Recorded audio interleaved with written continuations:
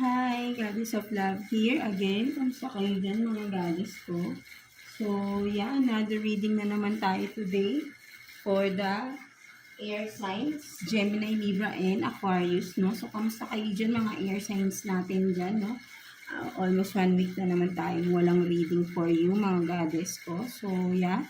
So, let's see, no? Ano yung conflict, no? Sa inyong relationship, no? Mga air signs natin. Kung anong ano ba yung dahilan, kung may third party ba, kung anong klaseng third party ba yan, kung hindi nang laman kasi 'di ba person ng third party, no? Pwede ding relative, parents, kung ano man ang conflict na nagiging dahilan ng conflict again, no, sa inyong relationship, no, mga goddesses ko, no, air signs, Gemini, Libra, and Aquarius, no. So,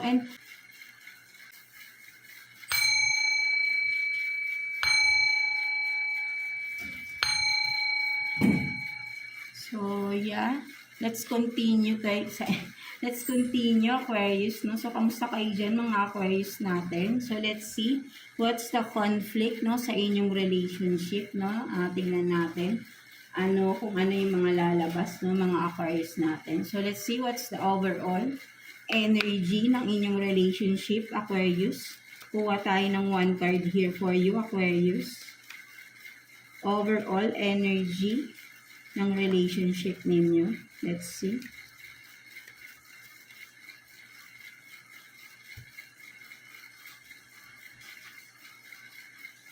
So, you have this longing.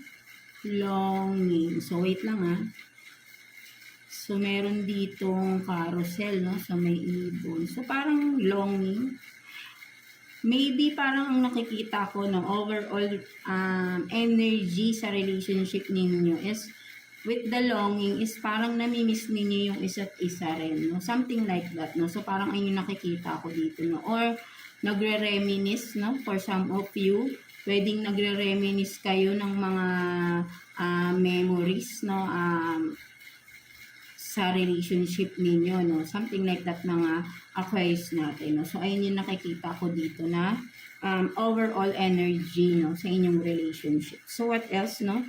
So, yeah, kuha tayo dito ng 6 cards for you, Aquarius, no? For Aquarius, 6 cards, no? So, let's see, ano bang nagiging dahilan ng conflict, no? Sa inyong relationship. Right? No? So, let's see. Kuha tayo ng 6 cards here for Aquarius. So, parang may nakikita na tayo ritong scenario. So, yeah, but then tingnan natin. 5 and 6. So, tingnan natin. So, you have this proof, no? Proof shown, no? So, meron dito kung ano man to, no? May mga, may nagpakita ng ebidensya or may nakitang ebidensya, no? Something like that, no? So, what else? So, meant to be, no? So, maybe ay meant to be talaga na mangyari na makita or malaman mo, no? Kasi nga, yeah, diba? Dapat naman talagang malaman to, right? No? So, what else? Abandoned, neglected. So, maybe talaga dito merong may inabandona, no? Kung sino man tong umalis, no? Something like that, no? So, what else? Nowhere to find, no? Ghosting, no? So, talagang may nawalang parang bula dito, no? Mga Aquarius natin, no? So, yeah, no? Pagkatapos siguro may makitang ebidensya, bigla na lang parang bula na nawala na lang, no? Kung 'di ba? No, so may nang ghost dito, no, for some of you Aquarius, no. So with the militar, pwedeng literally, no, trabaho nito is militar or kayo, no, ang mga Aquarius natin. So just take what's resonate for you, mga Aquarius. And the other one din na scenario, I mean dito sa militar is pwedeng sabihin natin na mahigpit or sabihin natin walang kalayaan sa relationship, right? Kasi parang batas militar, 'di ba? Sabihin natin na nakakasakal din, no? For some of you, no? So maybe may nasasakal na rito, no? That's why baka may ng ghost. That's why may umalis or kung ano man, right? No? So let's see pa. So irresponsible, no? Obligation. So kung sino yung umalis, no, nag-abandona, no, so may inabandona kung may mga children involved dito, no, so irresponsible itong tao na to, no, hindi niya ginawa yung obligasyon niya because hindi niyo nga siya makita no, so nang ghost itong tao na ito, no, inabandona, no, iniwan kayo, no, something like that, no, so kung sino lang makaka-resonate dito, no, mga Aquarius natin, no, so kung ano man yung mga nangyari, may mga nalaman ka dito, no, may mga ebidensya, no, na nakita, is meant to be, of course, dahil para malaman mo yung katotohanan, di ba? Siguro, nangyari na yung nauna na yung biglang ng ghost itong tao na ito, no? Bigla na lang siyang nawala, no? At nagtatanong ka, no? For some of you Aquarius, no? Nagtataka ka, bakit biglang nawala, no? Inabandon na kayo, no? Kung may anak man kayo or kung wala man ikaw, no? Parang, di ba, pag-aabandon na rin yun, no? Ginost ka ng tao na ito, no? And then, di ba, kung yun nga, no? May obligasyon siya, no? And then, hindi siya naging responsable kasi nga bigla siyang nawala, no? At siguro nalaman mo, no, bakit siya rin nawala, no, kung ano man ito, no, kasi may proof shown no, kung ano man to, right, no? So kuha pa tayo dito ng 3 cards, no, clarification, no, let's see for Aquarius, no, regarding those cards. Kuha pa tayo ng 3 cards for you Aquarius. Tingnan pa natin, no, parang 'di ba? Malinaw na may umalis ng ng ghost, no? Something like that, no? So naging irresponsible, 'di ba? Kasi may obligasyon 'di ba? So nagpatay. Sabihin natin kasi nga umalis. So yung obligasyon niya iniwan niya sa iyo, no? Ikaw na lahat yung nag-shoulder ng obligasyon, no? Kung may anak kayo nito, no? So, not learning lessons, no? So, meron dito, no? No? Kasi dapat dito, both of you, may matututunan kayong lessons dito, no? So, maybe, sabihin rin natin na kung sino man tong person mo, kung paulit-ulit yung ginagawa yung mga pagkakamali niya sa buhay niya, so maybe, that person is, diba, not learning what should have to learn, no? Something like that, no? So, hindi siya natututo, no? That's why paulit-ulit niyang ginagawa yung mga pagkakamali niya. So, kasi kapag hindi siya natututo at inuulit niya yun, para sa kanya, hindi pagkakamali yun. 'Di ba? Hindi niya naiisip ng mali yung ginagawa niya, kaya inuulit-ulit niya, no? 'Di ba? So, hindi niya natututunan yun kasi nga, hindi niya kino-consider na mali yung ginagawa niya, no? So, what else? So, check in, no? So, maybe talagang may proof shown, check in. So, maybe nalaman mo nga, no? With the check in dito. So, pregnant lang. So, yan, no? Parang nakikita ko talaga, no? For some of you, maybe Aquarius is, kung ikaw tong babae, is nabuntis ka ng person mo, no? At ng ghost to, no? Iniwan ka na lang bigla, no? Iniwan niya yung obligasyon niya, no, sa inyo mga Aquarius natin, no? That's why parang kaya pala may longing, kumbaga sabihin natin hinahanap-hanap mo nagtataka ka, 'di ba? Bigla na lang nawala itong tao na ito, 'di ba? So 'di ba? Parang kung ikaw tong buntis, 'di ba? Iniwan ka ng tao na to, no? Inabandon na ka, ginost ka, no? So, maybe itong learning lesson is dapat siguro para sa iyo to, no?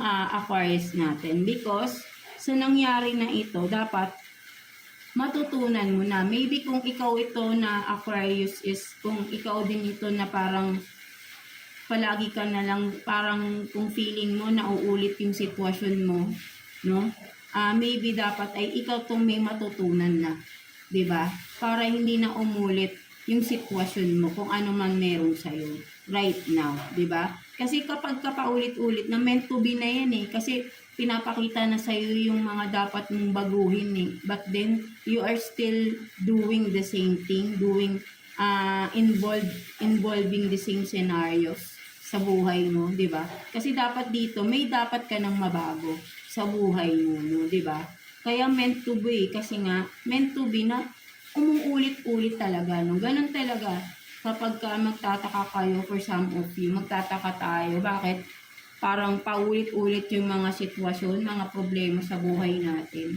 It's because meant to be na maulit-ulit yun. Bakit? Kasi hindi ka natututo ng lessons. Once you've learned the lessons, may stop yun, di ba? Kasi if you are medyo complicated lang, no? But then if you are into spirituality, no? Malalaman mo dito yung mga ano. Kasi ako nagre-research ako sa mga ganyan. Yung mga patterns, di ba? Nakikita nyo naman yan sa mga readings, yung cycles, di ba? Sinasabi nga may paulit-ulit na cycles. Dapat dyan, tatapusin mo yun. I-end mo yung paulit-ulit na cycles na yun para magkaroon ka ng pagbabago sa buhay mo. Diba? So, with that, you have to learn the lessons from that cycles, no? But then, kung wala kang natututunan, no? Hindi mo nakikita yung pagkakamali, no? Ina-absorb mo lang yung mga problems, hindi mo sinosolve or hindi mo inaayos, nire-resolve, no? Uulit at uulit. And yeah, meant to be yun, na maulit. Kasi nga, hanggat hindi tayo natututo, no, uulit at uulit yung mga problema na pinagdadaanan natin because, yun nga, hindi tayo natututo. So, kung ikaw to Aquarius na parang paulit-ulit yung nangyayari sa'yo, palagi ka na lang nag-ghost ng mga person mo, or sabihin natin na if you are this na parang iniiwan ka sa mga obligasyon, paulit-ulit, no? So, maybe dapat ka nang mag-step out, no? Kumbaga parang intindihin mong mabuti yung sitwasyon. Bakit? Bakit mo to? Meaning, may dapat kang sabihin natin na may gawin kang pagbabago sa sitwasyon. Diba? Something like that, diba? Yung pagbabago na yun, nagsisimula yun sa sarili natin, hindi sa ibang tao. Para makaalis tayo sa paulit-ulit na cycle. No, 'di ba, mga Aquarius natin? Kasi yung paulit-ulit na cycle, hindi yan matatapos kung maghihintay tayo sa tao na magbago. Dapat tayo yung mismo yung magbabago, hindi yung ibang tao. 'Di ba? Kasi nasa sa atin yan eh, yung cycle, kahit sabihin mong dalawa kayo ng person mo diyan at paulit-ulit yung nangyayari sa inyo, no? On and off, hot and cold, no? Something like that. Hindi lang yung person mo. Kung yung person mo hindi nagbabago, dapat ikaw yung magbago. 'Di ba? And maybe from that, kung magbabago ka, baka makita ng person mo, may pagbabago sa'yo, iba ka na. And maybe, in God's will, right? Magbabago yung person mo. May makikita siyang changes eh. But then if not, then so be it, 'di ba? Choice niya 'yon. But then ikaw, choice mo, may magbago sa buhay mo. That's why ikaw mismo babaguhin mo yung sarili mo. Hindi ka maghihintay sa person mo na magbago. Instead, ikaw ang magbabago. Bumalik man itong taong ng ghost sa'yo, may makikita sang changes sa'yo. At hindi na mauulit yung pattern na matetake advantage ka niya. Yun yung point ko dun, right? Bumalik man yung person mo, maging kayo ulit, pero kung may pagbabago sa sarili mo, magbabago yung senaryo ninyo. 'Di ba? Hindi mauulit yung dating ginagawa ng person mo sa'yo kasi may pagbabago sa'yo eh. 'Di ba? Maybe, kung dati hinahayaan mo yung person mo, ngayon, mindset mo ay hindi na ako papayag na ma-take advantage ako. Right? No, so, hindi ka na niya matitake advantage ng person mo kung magbabalik man ito, 'di ba? So, isa 'yun sa malaking pagbabago. So, mako-confuse itong tao na ito. Ay, hindi ko na siya makontrol or something manipulate or kung ano man, 'di ba? So, merong changes. So, ayun yung sinasabi ko na cycle na something na may babaguhin ka. Hindi magi-stuck ka dun sa paulit-ulit na cycle na yun na, 'di ba?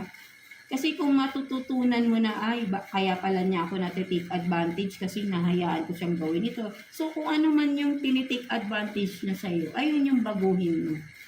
'Di ba, mga Aquarius na. Kasi iniiwan ka niya palagi 'di ba? So, yung pati obligasyon niya, 'di ba? So, kawawa ka naman, 'di ba? For some of you, right? No, so para hindi na umulit 'to, no? Kasi, 'di ba? Ikaw yung kawawa dito, 'di ba? Parang kinokontrol ka niya with the military here, no? Kinokontrol ka ng tao na ito, na parang kinukulong ka niya or nakakulong ka sa relasyon na 'to na sabihin natin na hindi ka makagalaw, 'di ba? Parang but then yung obligasyon niya, hindi naman niya ginagawa. Irresponsible naman itong person na 'to, no? Pero ayaw kanyang pakawalan, something like that, no? So talagang dapat ikaw yung magbago dito. Kasi ikaw yung kawawa dahil ikaw yung manganganak, ikaw yung may anak, 'di ba? Ikaw yung nag-aalaga ng mga anak ninyo, iniiwan ka rito, maybe pala madalas kung bigla na lang nawawala na parang bula, no? Tapos babalik na naman, tapos aalis na naman. 'Di ba? On and off no? So ayun yung nakikita ko rito, no? On and off, kumbaga ilang araw nandyan ba, tapos ilang araw wala. Parang ganun. Parang ano ba yun? May relationship ba kayo? Or ikaw ba yung mismong third party dito kaya hindi siya nag-i-stay sa'yo? So just take what's resonate, no? Mga Aquarius natin. If you are that third party, so maybe kailangan tapusin mo because alam mo sa sarili mo mali, 'di ba? Hindi mo kailangan sabihin natin kung ikaw yung third party dito, tapos may family involved na, no? May first family tong person, no? That's why lagi tong nawawala sa'yo, 'di ba? So, tinatanggap mo pa rin. Parang, for me, ang nakikita ko, kaya may meant to be dito. Sorry to say, no? Meant to be because that is what you deserve. 'Di ba? If you are the third person here, no? Involved into a family, no?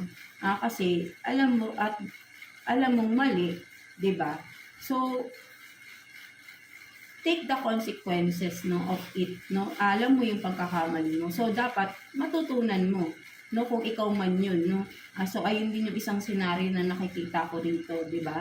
'Di ba, kung ikaw yung third party tapos nabuntis ka pa ng person mo na may asawa na pala, 'di ba? So hinayaan mo kasi kahit alam mong mali yung sitwasyon ninyo, no? Yung pagmamahal, ang kung sinasabi mong mahal mo yung person mo, no? From the first place, hindi pagmamahal yung binigay niya sa iyo. Kasi kung meron pa siyang other family or meron na siyang family talaga, 'di ba? Kasi kung sasabihin niyang mahal ka niya, but then umuwi pa rin siya sa family niya. So, niloloko ka lang din niya. O, diba? Dalawa kayo ng asawa niyang niloloko niya. So, that person is not trustworthy. Diba? So, ang dapat mong matutunan dito is to learn the lessons and move on. Tanggapin mo yung katotohanan na hindi ka meant to be sa person na ito. 'Di ba? So maybe dumating to sa buhay mo para bigyan ka ng lesson at matuto ka sa mga pagkakadapa mo, no? Something like that, no? At ibangon mo ulit yung sarili mo, no? 'Di ba? So wag mong hayaan na maulit-ulit na lang to, no? Maybe nai-involve ka din palagi kung ikaw tong third party, baka lagi kang nai-involve sa third party, 'di ba? So, hayaan mo na lang bang ganun yung sitwasyon mo? Ayaw mo ba na magkaroon ka ng secure family? Something like that, di ba? Di ba? And then, magkakaroon ka ng mga anak, di ba? Di ba? Or if not, mas okay pa nga mag-isa ka, wala nang, kasi magulo di ba? Naguguluhan ako sa sitwasyon. Di ba? But then, napakahirap kasi yung obligasyon lahat iniwan sa'yo, di ba? Something like that, no? Mga Aquarius natin. So, let's see, kuha pa tayo ng additional messages for you, Aquarius, no? Kuha pa tayo ng 3 cards for you here, Aquarius. Additional messages for Aquarius, please.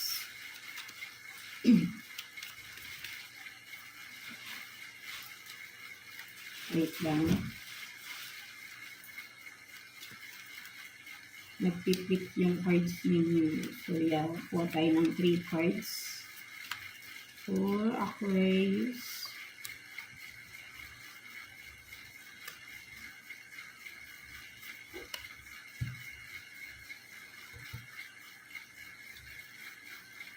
So, you have this, no? Go get some fresh air. So, let's see. Tingnan natin. And then, you have this, sleep on it. And then, do not push me. No? So, parang nakikita ko talaga rito, no? Aquarius natin, no? Malinaw na nakikita ko talaga dito, no? May pagkaan talaga yung person mo, no? Kung sino man ito, right? No? Parang, sabihin natin literal, no? Pupunta lang siya sa'yo para, di ba, sleep on it. To have, di ba? To have, para gamitin ka lang. Something like that, no? So, ayun yung nakikita ko rito, no? Tapos, kapag may tinatanong ka sa kanya tungkol sa relasyon yung dalawa, no? Na umiinit yung ulo niya. No? Parang siguro may tinatanong ka ba? Or, kasi kung ikaw if you are pregnant right now, or kung kakapanganak mo lang, for some of you, no? Parang may tinatanong ka sa kanya, ano ba mga plano mo sa amin? 'Di ba? Parang naiirita siya, no? Parang sinasabi niya, wag mo kong ano yun, parang sabihin natin, no? Parang sinasagot niya sa'yo is nape-pressure siya sa'yo, no? Something like that, no? Parang pinipressure mo daw siya sa mga questions mo, no? But then, alam mo, malinaw na malinaw dito, Aquarius, no? Pinupuntahan ka lang ng person na ito pag gusto ka niyang gamitin. 'Di ba? No? Siguro, ang linaw dito no? I don't know kung ikaw lang ba tong kaanuhan niya, no? Kasi parang para sa akin, no? Mahilig, hindi ko alam kasi parang itong person na ito, no? Mahilig siyang maganap ng, kasi fresh air, no?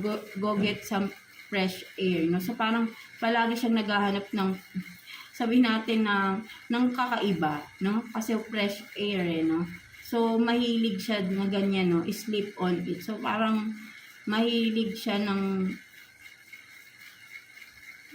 yun nga no? May pagkamahilig tong person na ito, no? So kung pinupuntahan ka nito is para lang gamitin ka, no? I don't know kung meron pa siyang may iba pang involved, no? Kasi nga, parang lagi siyang naghahanap, no? Get some fresh air, no? So, sabihin natin fresh, no? Iba, no? Something like that, no? Parang laging naghahanap ng iba, no? So, just take what's resonate, no? Sa inyo. Kaya, hindi ito magko-commit sa'yo, no? Lalo na kung may pamilya na itong person na ito, no? Kung ikaw yung third party dito, hindi yan magko-commit sa'yo because unang-una, pamilyado yung tao na ito. And ikaw lang din nakakaalam kung ikaw lang ba yung third party dito. Kasi parang nasa-sense ko meron pa siyang ibang pinupuntahan. Something like that, no? So kung ikaw Aquarius, no? So maybe isa pa to sa parang baka kaya may proof dito, baka nag-iimbestiga ka din, no? Baka may nasisense ka na din na parang may iba pang pinupuntahan itong person na ito, no? Kasi mahilig siya na, no? Parang basta, sabihin natin na, di ba? Ang hirap sabihin, no? Parang makaraos lang, no? Pumupunta siya kung saan-saan, makaraos lang.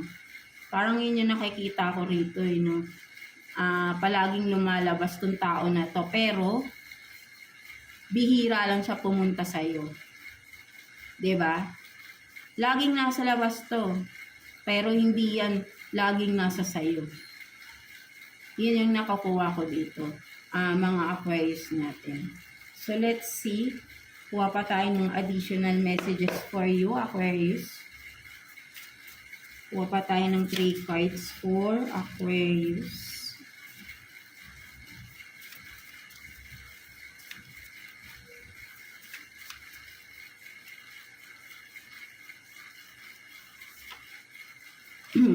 For Aquarius.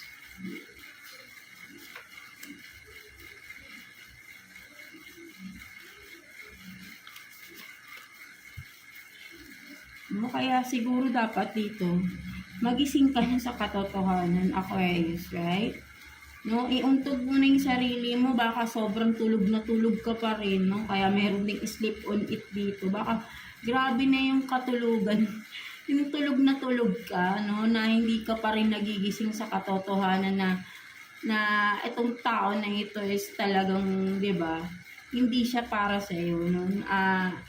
Mahihirapan ka sa sitwasyon. Dapat ka nang matuto dito, iuntog mo na yung sarili mo, no?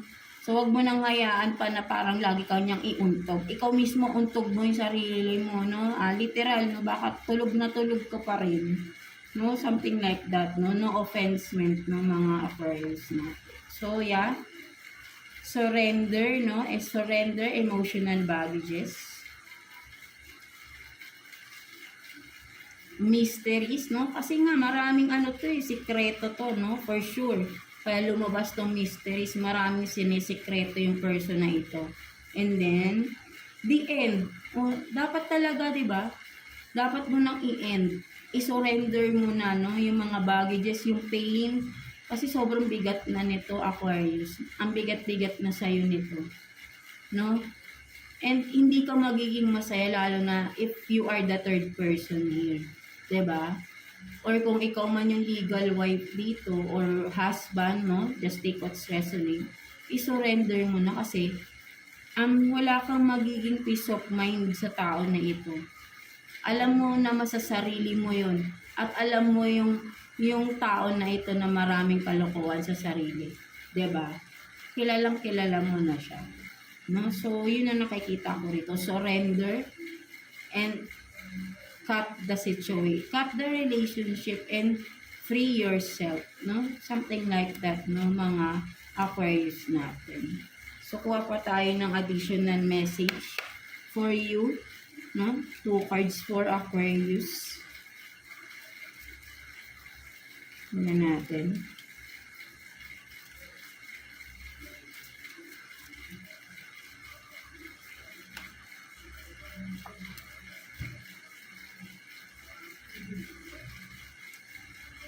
So, you have this, no, healthy boundaries, and then,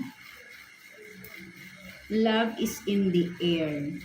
No, so talagang, di ba, sinasabi din dito, no, magkaroon ka ng boundaries sa sarili mo. Huwag palaging all in ka sa person na ito. Alam mo naman kasing ginagawa niya for sure, di ba? And with the love is in the air, mahalin mo yung sarili mo, respetuhin mo yung sarili mo. By making these boundaries sa person na yun. 'Di ba? Magkaroon ka ng yun nga, pagmamahal sa sarili mo. Huwag lahat ibigay yung sa tao. Magtira ka para sa sarili mo, 'di ba? So let's see what's the message advice for you ni universe, no, mga Aquarius natin. So kuha tayo ng 1 card here for you, Aquarius. Message advice for you ni universe. Let's see.